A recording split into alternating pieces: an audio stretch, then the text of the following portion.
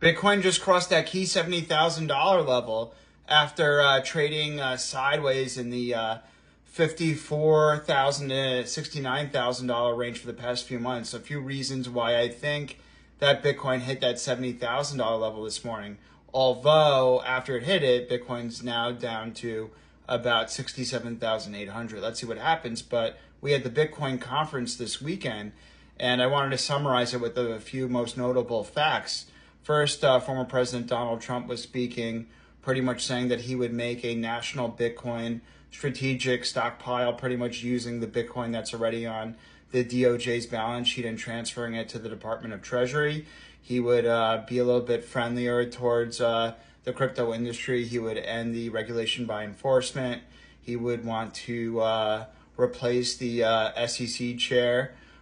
He would want to end what's their regulation by enforcement Operation Choke Point 2.0. He would want to end that, and just be a little friendlier towards crypto in general. And he said, never sell your Bitcoin and stuff like that. He didn't go as far as saying that he would continue to buy Bitcoin in the strategic stockpile. He said he would just use the Bitcoin that the DOJ currently has on its balance sheet and just transfer it to the Department of Treasury. RFK Jr., on the other hand, said he would also do that, but buy 550 Bitcoin a day up to 4 million Bitcoin, ultimately controlling 19% of Bitcoin in circulation, which would be the amount that gold currently has, the stockpile that the U.S. has of gold percentage wise. So it seems like RFK Jr. wants to take that additional step in terms of actively buying Bitcoin on the balance sheet, and he would want to eliminate transaction tax and capital gains on Bitcoin. We had Senator Cynthia Lummis wanting to unleash a bill to actually buy Bitcoin for a strategic reserve. She would want to buy 1 million Bitcoin on the strategic reserve. Again, that's not as ambitious as RFK's 4 million, but that 1 million Bitcoin is key, and it's better than former President Donald Trump's policy of just transferring the already existing Bitcoin to the Department of Treasury. So Senator Cynthia Lummis of buying 1 million Bitcoin is pretty important, and who knows if this will actually pass in the House and Senate, but the fact that it's introduced is important. Although presidential contender Vice President Kamala Harris didn't attend the conference, she seems to be seeking a reset with crypto companies in terms of being a little bit friendlier towards them, maybe perhaps a less tougher regulatory environment, maybe less regulation by enforcement. So she's looking to reset relations. So hopefully that's true. Obviously, we have to see once her policy for crypto comes out. But that could ultimately be good news if she wants to reset relations with the crypto industry.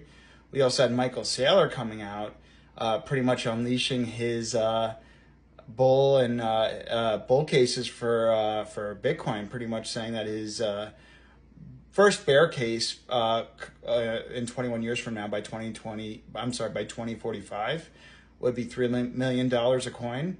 That assumes 21% annual return. And then his base case is $13 million a coin, which assumes, I think, a 27% annual return. And then his bullish case is 49 million by 2045, and that assumes something in, I think, a 39% annual return, but something in the 30% percentage range. And that 49 million Bitcoin by 2045, although that sounds crazy, doesn't seem that far-fetched when you think that Bitcoin has done about over 80% annually based on its inception in terms of returns, despite numerous drawdowns and numerous 80% drawdowns. So we're not even saying that Bitcoin has to keep up with the 80% return it's historically had. Even if it drops down to the high 30s, the bullish case is that Bitcoin could hit that $49 million level by 2045. I don't think so. I don't think that'll be the case necessarily. I would say maybe closer to that 13 million base case, maybe 10 million. based on the government debasement of money and the money printing. I think that's possible. And look, I think it's ultimately important if the government and the Department of the Treasury has Bitcoin on its balance sheet, as that goes up in value as a scarce asset, since there's only 21 million Bitcoin. Then once that goes up, and if we do have, let's say, that 49 million, the bullish case, which I don't necessarily think will happen, and if we have millions of Bitcoin, we could use that to pay off our national debt. We just hit $35 trillion in national debt today.